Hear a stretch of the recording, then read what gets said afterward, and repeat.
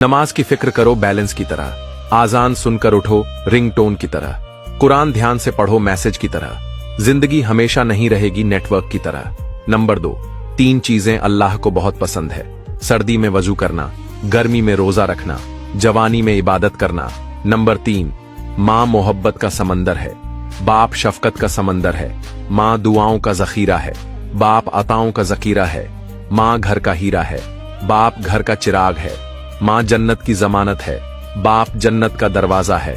Number 4, जब माँ छोड़कर जाती है तो कोई दुआ देने वाला नहीं होता, और जब बाप छोड़कर जाता है तो कोई हौसला देने वाला नहीं होता। या अल्लाह हम सबके वालिदीन को सलामत रखना।